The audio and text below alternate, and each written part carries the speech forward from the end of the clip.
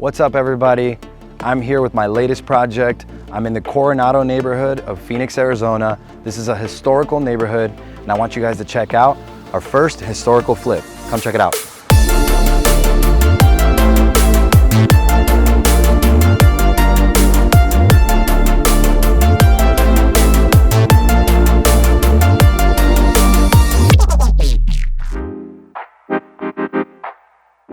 If you're new to my channel, my name is Chris Vasquez. I'm a real estate investor here in Phoenix, Arizona. Our company does dozens of flips every year all over the valley. And the purpose of this channel is to show you the good, bad, and ugly of real estate investing. Right now, I'm standing outside of our latest project. We are in a historical neighborhood called Coronado in Phoenix, Arizona. And this project is very unique because this property is over 100 years old. It was built in 1920. So today I'm gonna walk you through our plans for this property so you can kind of check out what we got going on. And for us, it's gonna be our first property that's this old. So there's a lot of new challenges that we're gonna have to deal with too. So hopefully you'll be able to learn from what we're doing. Hopefully you'll be able to see some success with what we're doing, and maybe you can learn from the mistakes that we make. But I'm gonna take you on this journey so you can check it out. All right, so the house is pretty small. It's only 830 square feet. It's technically a 2-bedroom with 1 bath. Right now, we're standing in what is the living room area. So if you check it out, we got a nice big brick fireplace. I mean, this thing is 100 years old, so this thing's been around way before me, way before any of us, honestly. So we're gonna keep this. This is definitely something we're gonna try to keep. If you take a look at the flooring, this flooring is also super old. And with these historical homes, you wanna try to restore them as much as possible. Sometimes it's hard to do that, but with this flooring, I talked to our contractors, I think we're gonna be able to restore it and keep some of this flooring, which will save on our budget, but also it just gives our house that historical look that buyers for this type of property are looking for. So over here, we got kind of a very unique situation here. This is what you would consider one of the bedrooms. A little bit weird. It's cool that it has the double doors. I think these double doors are pretty cool. I mean, it definitely reminds you of back in the day, right? So we're gonna try to keep this and maintain this. Oh, over here, as you can tell, the room is not super big.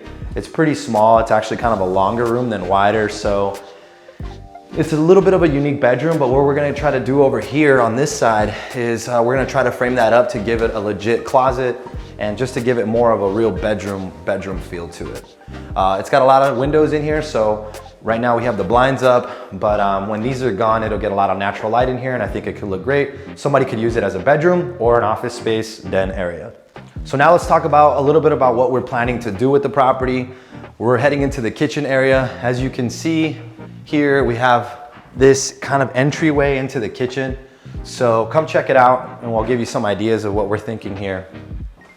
As you can see, this kitchen is super old school. I mean, I've never seen something like this. I don't know if you guys comment if you've seen a sink like this. I know it's 100 years old. So, what can you expect? I think it's kind of cool, but it just doesn't really flow.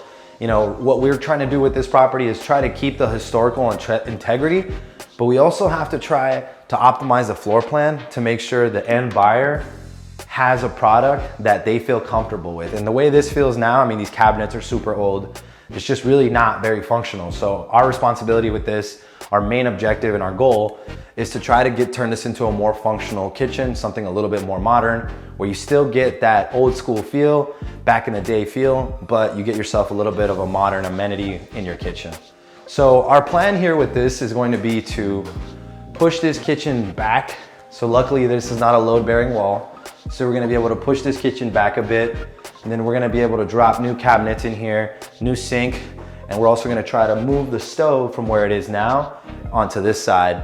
So we're gonna try to turn this into more of a galley style kitchen. So we're still meeting with our contractors to try to figure it out. With historical properties, it's not the same as just like a cookie cutter house that you know exactly what to do. You gotta get a little creative with this, and you gotta work with a really solid team. So we got a couple contractors that are working with us on this. So we have a couple ideas, so it's not finalized yet, but once it is, I'll definitely do an update video so you guys can see kind of the progress of how it goes. Over here, we have what is kind of like a nook area. It's a very unique space. So What we're thinking here is maybe add some bench seating on this side and kind of make it like a breakfast nook area where people can sit around and eat. The house is pretty small, so it doesn't really have a formal dining area, but you can expect that with houses of this size. So this will kind of be your formal dining area, and that's kind of what the plan is here. Over here, this doorway also, we're looking at opening this wall up a bit more so we can get some of this space back. And over here, as you can see, it's a very weird placement. We have another door here as well, so that's interesting. We'll talk about that. Very weird and interesting placement for the washer, dryer, and the fridge. So part of what we're gonna do is that kitchen will continue coming out here so that we can create a more functional refrigerator space. Washer and dryer are likely gonna go in the garage. It just, I mean, it makes sense, you know, looks how they were living here, but for what our plans are, it just doesn't make sense to have the washer next to the fridge. So washer dryers are going in the garage, and the fridge, we're gonna carve out a nice space for it as we open up the kitchen.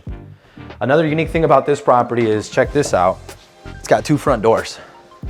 So I don't really know what the deal with that was. I mean, I find that to be pretty unique. Our goal is to potentially cancel this door so we can extend our kitchen over here, maybe add some cabinet space on this side. So we have some challenges there, but yeah, you know, 2 front doors just doesn't really make sense for what we're doing, at least. So, all right. Now, if you come over here, this is what would be the master bedroom. Again, you can see the double doors. Definitely 1920 vibe. I mean, these doors are still in good shape, so we're just gonna refinish them and tighten them up. If we can keep them, we will. We're gonna try to keep as much integrity as we can with this. So now we're in the master bedroom, and as you can see, we got the same real wood plank flooring from the 1920s. It does need to be refinished, so that's one of our objectives, is like, can we save this flooring? If we can, amazing. So we're gonna try to save this flooring as we can. Another thing that you'll see is these super enlarged baseboards. I think this is maybe like 6 or 8 inch baseboards. So we want to keep those. So we're going to do whatever we can to maintain those, maintain the integrity of those. And we're going to try to match the rest of the house so it keeps that same vibe. Over here, we got the bathroom. And this is kind of be one of our areas where we really make a significant investment. As you can see, there's not a whole lot of space in here. It's pretty small. And right now, you can only access it from the master bedroom. So we're gonna have to turn this bathroom, renovate this bathroom into something that's more in line with 2022. Keep in mind the constraints that we have with the space. Turn this into a 2022 bathroom, renovate it. We're also gonna make sure that we can get access for guests. So if that means adding another door over here or extending this wall a little bit out that way so we can get entry from the other side, then that's what we're gonna need to do. So pretty much with this house, we're gonna the plan is to turn this into a Jack and Jill bath where it could be accessed from the master side, and it can also be accessed from the other bedroom side. So like I said, the house is small, it's only 830 square feet. So we got some constraints. So it's our job to try to make it as functional as possible for the end buyer. All right, so now I wanna take you to probably the most interesting part of this property. Come check it out. So yeah, in 1920, they weren't building garages.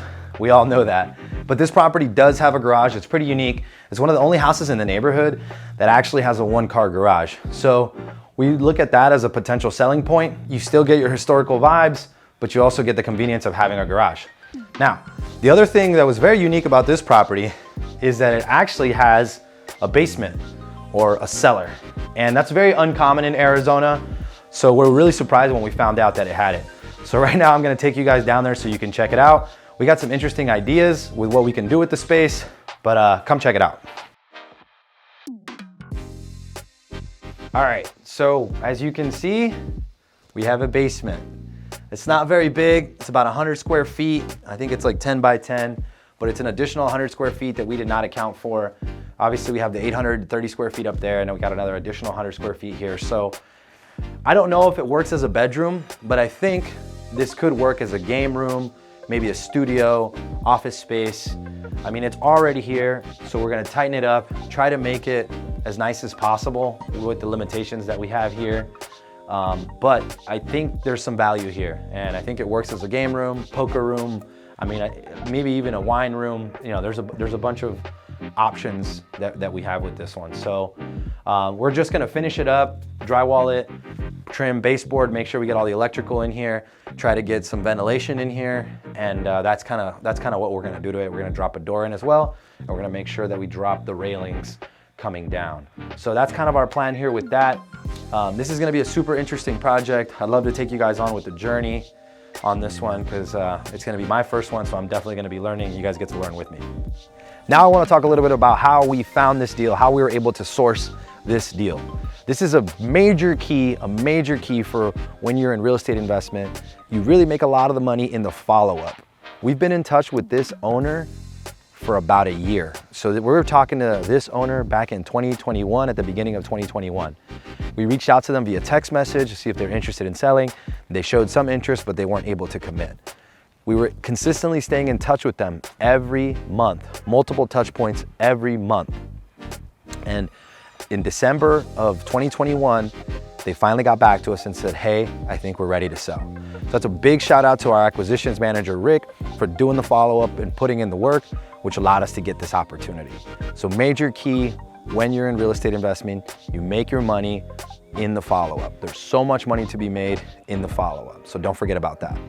All right, now we're here to talk about everybody's favorite part, the numbers. We purchased this property for $360,000. With closing costs and insurance and everything, we're into it for about $370 or so. We've got $55,000 penciled in for renovations. So all in, we'll be into the property for about $425,000. And our predicted after repair value, based on the comparables in the area, is $515,000. We have a project timeline of about 6 months, just because it's an older property. Things like that take time. We're definitely gonna need to change the drain, so there's a couple things that are gonna slow us down, but 6-month project timeline. If we can get it done faster, amazing. But we have a 515 ARV, which would create a net profit of about $50,000. So not bad, but with this property, because of how unique the neighborhood is, we're also considering keeping it and making it a part of our portfolio, turning it into a long-term rental or potentially a short-term rental, like an Airbnb, VRBO. So stay tuned. I'm gonna walk you guys through the journey on this one. It's gonna be a fun project. I'm a little nervous, I'm not gonna lie, because I don't really have much experience with this, but you know, I think we're getting to the point where we're working with the right people, and I think we can find the solution to make this thing work. So I appreciate you guys watching. As always, like, comment, subscribe. I really appreciate you helping me out on my YouTube journey. Later.